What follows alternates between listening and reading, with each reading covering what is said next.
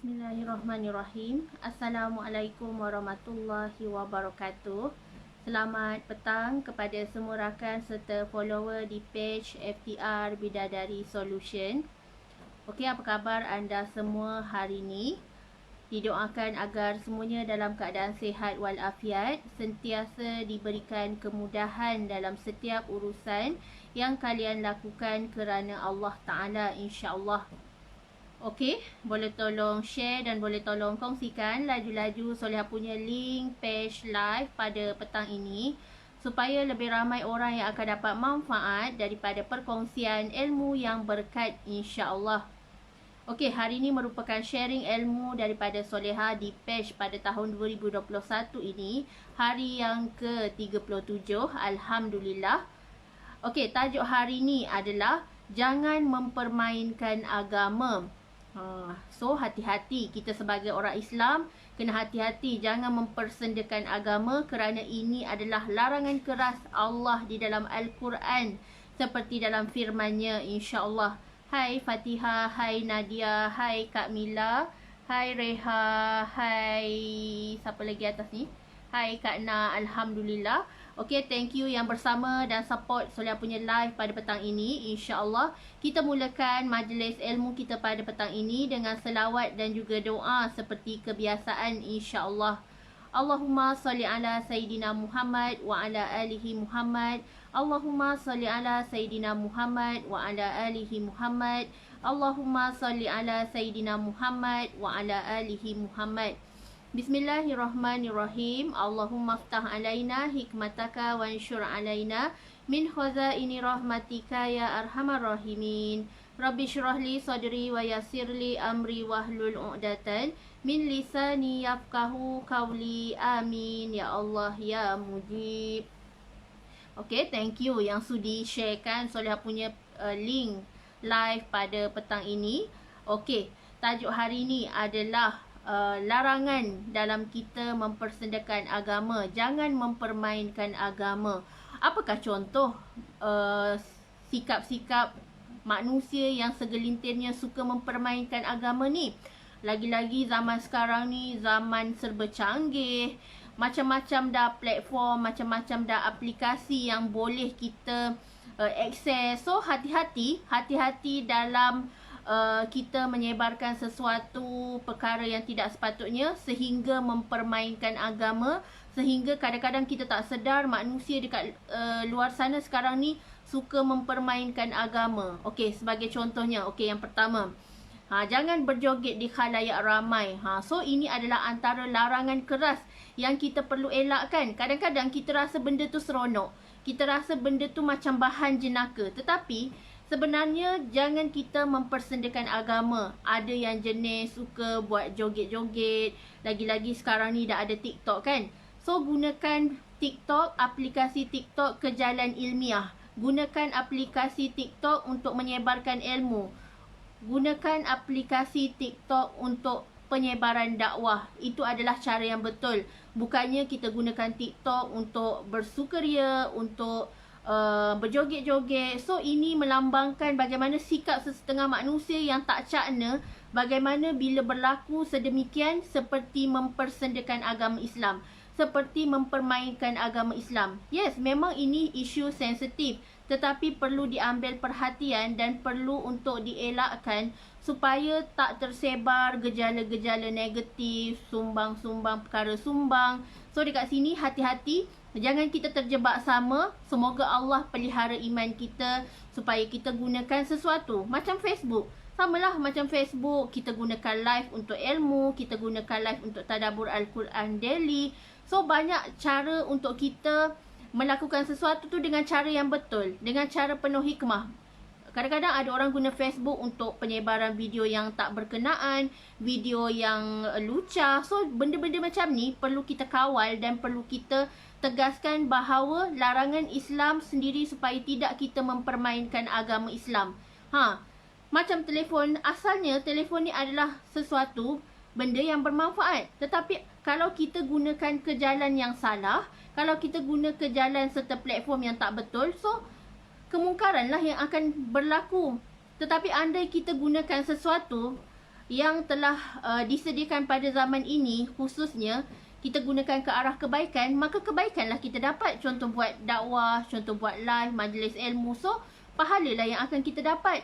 So, kita sendiri yang memilih jalan hidup kita. Sama ada kita nak redha Allah ke, kita nak azab daripada Allah Subhanahu Wa Taala. Kita yang pilih. Okey, tu yang pertama. Yang kedua, apakah lagi contoh mempersendakan agama Islam? Apakah lagi contoh mempermainkan agama Islam? Yang kedua adalah lelaki menyerupai perempuan dan perempuan nak menyerupai lelaki dari segi pemakaian. Pemakaian, contoh zaman sekarang ni. Ada yang macam obses nak jadi, tiba-tiba rasa sedih Allah jadikan dia lelaki, and then dia tiba-tiba nak pakai baju perempuan, nak bermakeup, pakai rambut palsu, pakai tudung. So di sini jangan kita mengubah ciptaan Allah. Jangan kita melawan fitrah. Kalau Allah dah ciptakan kita lelaki, jadi lelaki sejati. Kalau Allah dah ciptakan kita sebagai perempuan, jadi perempuan yang muslimah solehah. So dekat sini, jangan kita sampai mengundang murka Allah kerana azab Allah akan turun bila-bila masa. Allah jadikan kita manusia, wanita, bersyukur.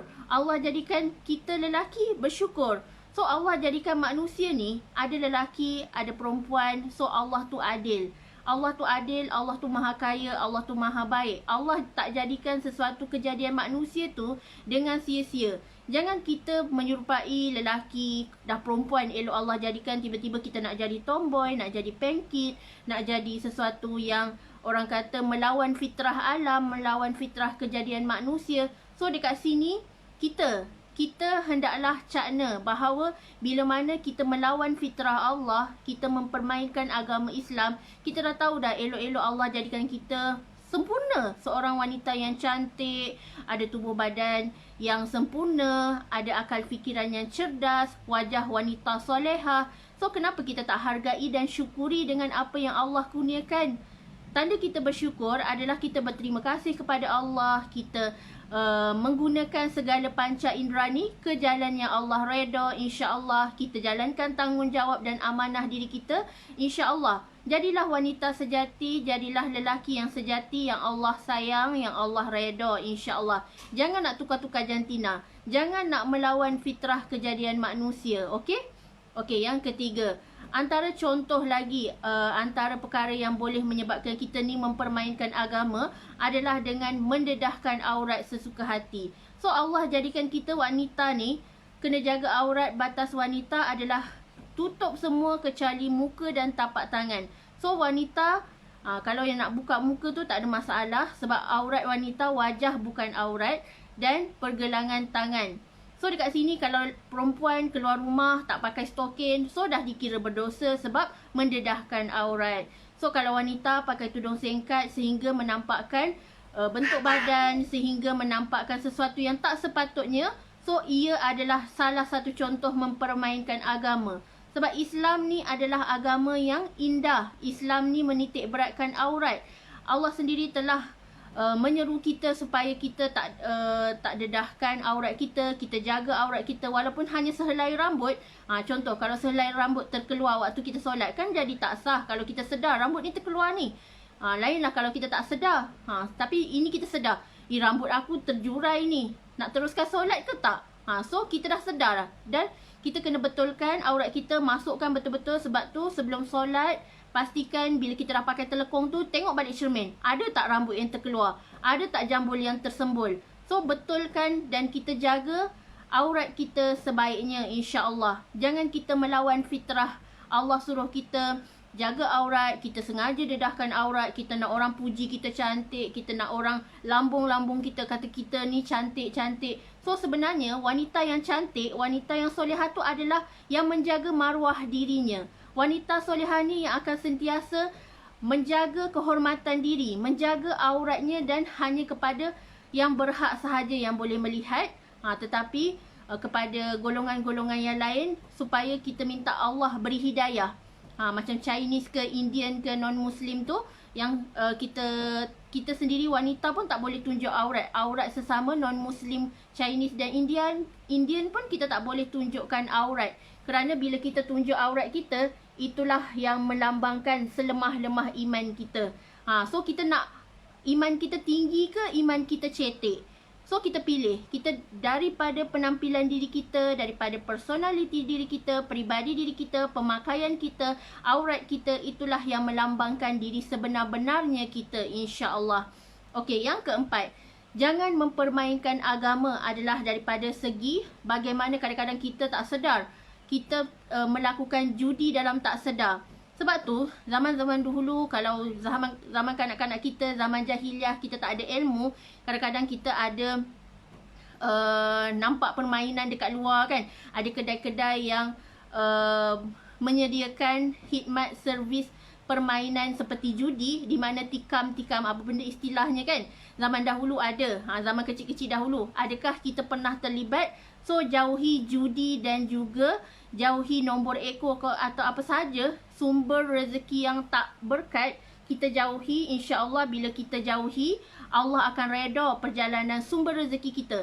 Pastikan sumber rezeki kita tu daripada yang halal, yang Allah redha, suci, bersih dan tiada syubhah.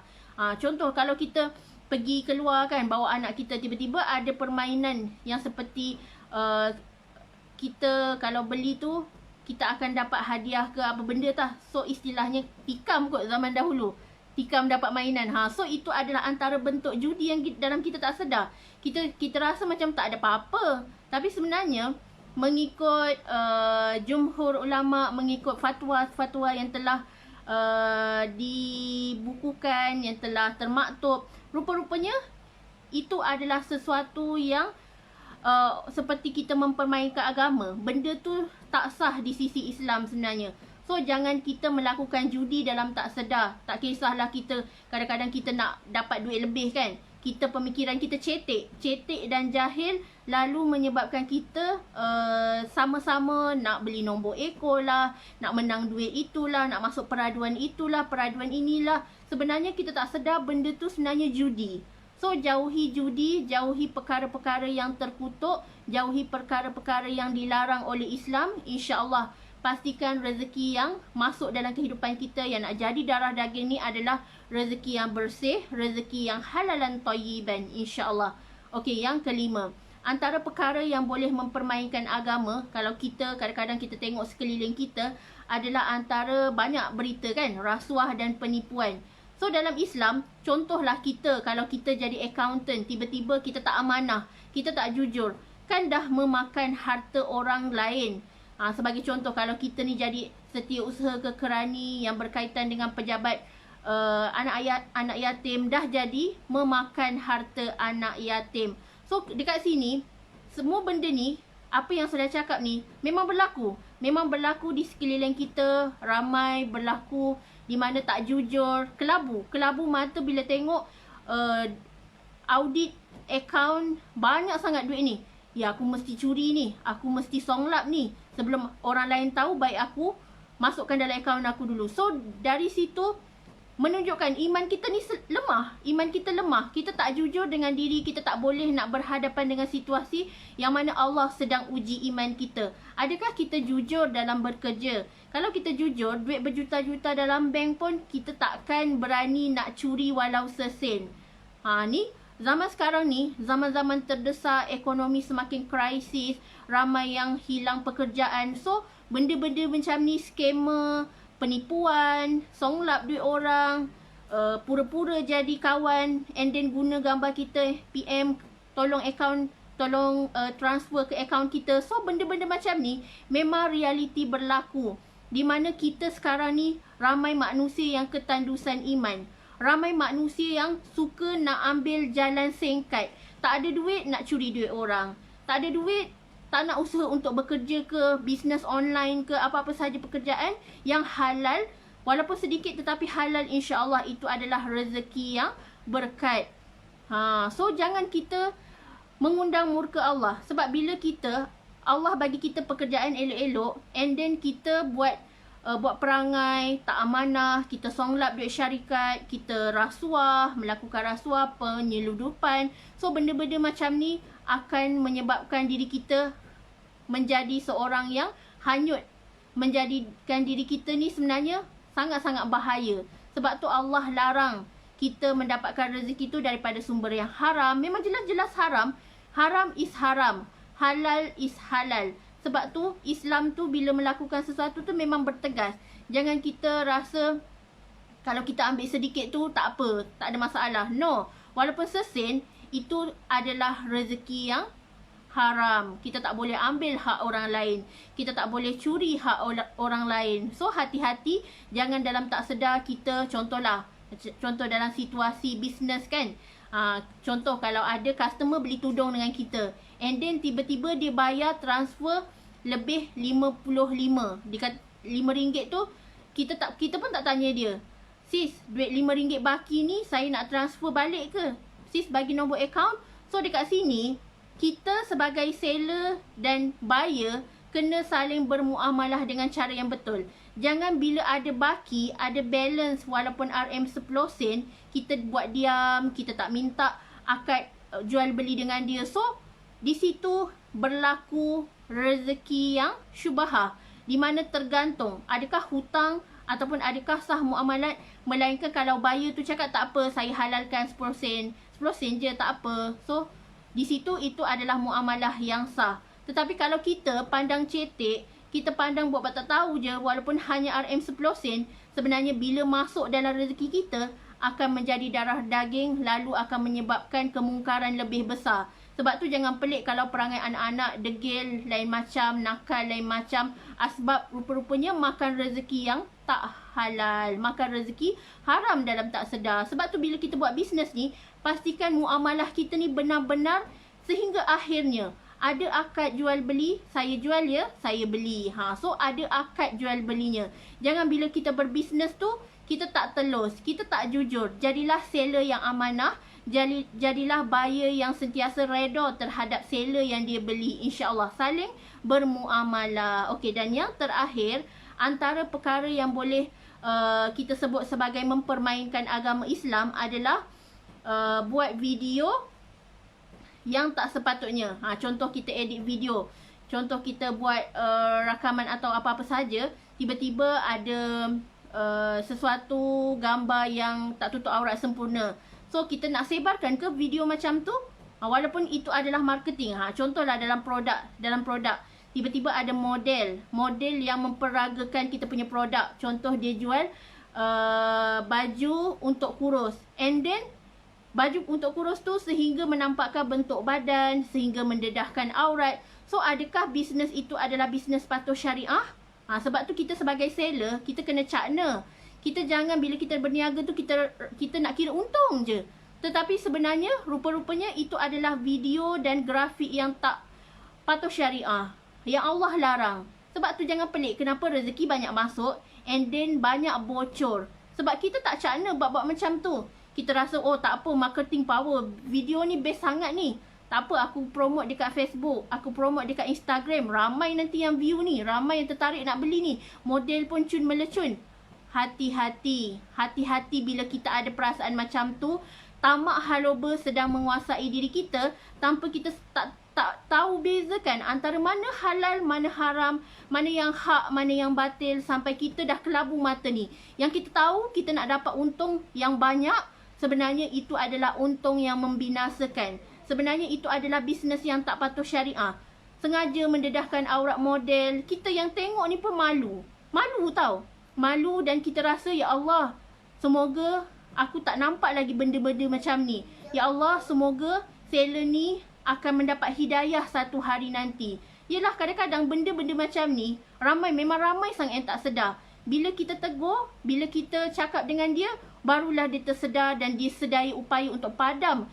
Dah berniaga 5 tahun. Time tu lah dedahkan aurat model, dedahkan video yang entah apa-apa. Sebab tu bila kita berniaga ni, pastikan kita berniaga ada ilmu. Pastikan kita berniaga ni, biarlah berniaga dengan Allah. Jangan kita dapat untung yang membinasakan lalu menjadi kebocoran rezeki di mana-mana. So hati-hati, pastikan sumber rezeki kita adalah rezeki yang berkat, yang halal, yang Allah redha, yang patuh syariah, insya-Allah. Sebab tu kita kena cek. Sebelum nak sebarkan, nak upload video, cek dulu adakah ada aurat yang terdedah, adakah sesuatu yang tak sepatutnya untuk dipublikkan. Macam gambar juga, grafik produk dah bagus, produk elok, memang terbukti berkesan, memang patuh, memang apa orang kata, cantik lah kesan dia, tak ada masalah kesihatan ke, and then tetapi salahnya adalah bila mana kita menggunakan video dan grafik yang tak patut syariah. So, bisnes tu tetap menjadi bisnes yang Allah tak reda. Sebabnya kita tak cakna. Sebab tu kita sebagai seller berhak memilih. Kita tapis dulu. Filter dulu. Mana video yang boleh guna, mana grafik yang tak boleh guna, and then mana yang perlu diedit lagi supaya kita tak menyebarkan lebih banyak dosa. Kita nak untung, kita nak berniaga, tapi dalam masa yang sama kita sedang menyebarkan dosa orang lain. So, adakah patut kita berniaga macam tu?